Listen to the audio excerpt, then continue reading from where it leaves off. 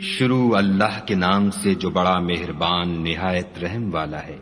جو چیزیں آسمانوں میں ہیں اور جو چیزیں زمین میں ہیں سب خدا کی تسبیح کرتی ہیں اور وہ غالب حکمت والا ہے۔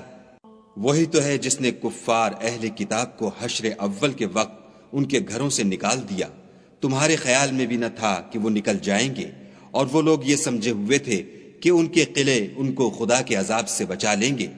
مگر خدا نے ان کو وہاں سے آ لیا جہاں سے ان کو گمان بھی نہ تھا، اور ان کے دلوں میں دہشت ڈال دی کہ اپنے گھروں کو خود اپنے ہاتھوں اور مومنوں کے ہاتھوں سے اجاڑنے لگے۔ تو اے بصیرت کی آنکھیں رکھنے والو، عبرت پکڑو۔ اور اگر خدا نے ان کے بارے میں جلا وطن کرنا نہ لکھ رکھا ہوتا تو ان کو دنیا میں بھی عذاب دے دیتا، اور آخرت میں تو ان کے لیے آگ کا عذاب تیار ہے۔ یہ اس لیے کہ انہوں نے خدا اور اس کے رسول کی مخالفت کی، اور جو شخص خدا کی مخالفت کرے تو خدا سخت عذاب دینے والا ہے۔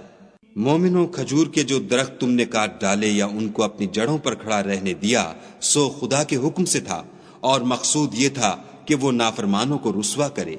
اور جو مال خدا نے اپنے پیغمبر کو ان لوگوں سے لڑائی بھڑائی کے بغیر دلوایا ہے اس میں تمہارا کچھ حق نہیں،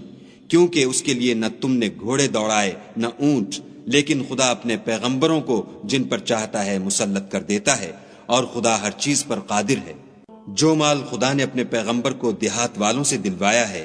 وہ خدا کے اور پیغمبر کے قرابت والوں کے اور یتیموں کے اور حاجت مندوں کے اور مسافروں کے لیے ہے، تاکہ جو لوگ تم میں دولت مند ہیں انہی کے ہاتھوں میں نہ پھرتا رہے۔ سو جو چیز تم کو پیغمبر دیں وہ لے لو، اور جس سے منع کریں اس سے باز رہو، اور خدا سے ڈرتے رہو، بے شک خدا سخت عذاب دینے والا ہے۔ اور ان مفلسان تارک الوطن کے لیے بھی جو اپنے گھروں اور مالوں سے خارج اور جدا کر دیے گئے ہیں، اور خدا کے فضل اور اس کی خوشنودی کے طلبگار اور خدا اور اس کے پیغمبر کے مددگار ہیں، یہی لوگ سچے ایماندار ہیں۔ اور ان لوگوں کے لیے بھی جو مہاجرین سے پہلے ہجرت کے گھر یعنی مدینے میں مقیم اور ایمان میں مستقل رہے، اور جو لوگ ہجرت کر کے ان کے پاس آتے ہیں ان سے محبت کرتے ہیں، اور جو کچھ ان کو ملا اس سے اپنے دل میں کچھ خواہش اور خلش نہیں پاتے، اور ان کو اپنی جانوں سے مقدم رکھتے ہیں، خواہ ان کو خود احتیاج ہی ہو۔ اور جو شخص حرص نفس سے بچا لیا گیا تو ایسے ہی لوگ مراد پانے والے ہیں۔ اور ان کے لیے بھی جو ان مہاجرین کے بعد آئے اور دعا کرتے ہیں کہ اے پروردگار ہمارے اور ہمارے بھائیوں کے جو ہم سے پہلے ایمان لائے ہیں گناہ معاف فرما، اور مومنوں کی طرف سے ہمارے دل میں کینہ و حسد نہ پیدا ہونے دے، اے ہمارے پروردگار تو بڑا شفقت کرنے والا مہربان ہے۔ کیا تم نے ان منافقوں کو نہیں دیکھا جو اپنے کافر بھائیوں سے جو اہل کتاب ہیں کہا کرتے ہیں کہ اگر تم جلا وطن کیے گئے تو ہم بھی تمہارے ساتھ نکل چلیں گے، اور تمہارے بارے میں کبھی کسی کا کہا نہ مانیں گے، اور اگر تم سے جنگ ہوئی تو تمہاری مدد کریں گے، مگر خدا ظاہر کیے دیتا ہے کہ یہ جھوٹے ہیں۔ اگر وہ نکالے گئے تو یہ ان کے ساتھ نہیں نکلیں گے، اور اگر ان سے جنگ ہوئی تو ان کی مدد نہیں کریں گے، اور اگر مدد کریں گے تو پیٹھ پھیر کر بھاگ جائیں گے، پھر ان کو کہیں سے بھی مدد نہ ملے گی۔ مسلمانوں، تمہاری ہیبت ان لوگوں کے دلوں میں خدا سے بھی بڑھ کر ہے، یہ اس لیے کہ یہ سمجھ نہیں رکھتے۔ یہ سب جمع ہو کر بھی تم سے بالمواجہ نہیں لڑ سکیں گے،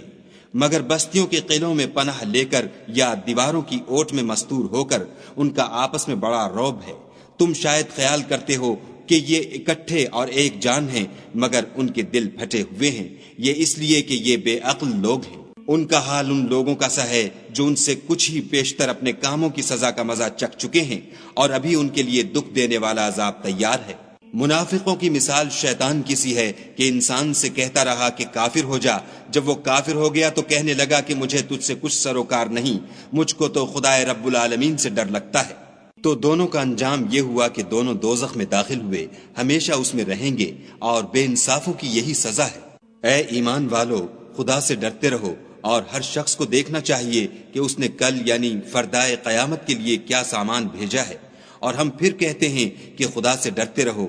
بے شک خدا تمہارے سب اعمال سے خبردار ہے۔ اور ان لوگوں جیسے نہ ہونا جنہوں نے خدا کو بھلا دیا، تو خدا نے انہیں ایسا کر دیا کہ خود اپنے تئیں بھول گئے، یہ بد کردار لوگ ہیں۔ اہل دوزخ اور اہل بہشت برابر نہیں، اہل بہشت تو کامیابی حاصل کرنے والے ہیں۔ اگر ہم یہ قرآن کسی پہاڑ پر نازل کرتے تو تم اس کو دیکھتے کہ خدا کے خوف سے دبا اور پھٹا جاتا ہے، اور یہ باتیں ہم لوگوں کے لیے بیان کرتے ہیں تاکہ وہ غور کریں۔ وہی خدا ہے جس کے سوا کوئی معبود نہیں، پوشیدہ اور ظاہر کا جاننے والا، وہ بڑا مہربان نہایت رحم والا ہے۔ وہی خدا ہے جس کے سوا کوئی عبادت کے لائق نہیں، بادشاہ حقیقی، پاک ذات ہر عیب سے، سلامتی امن دینے والا، نگہبان، غالب، زبردست بڑائی والا، خدا ان لوگوں کے شریک مقرر کرنے سے پاک ہے۔ وہی خدا تمام مخلوقات کا خالق،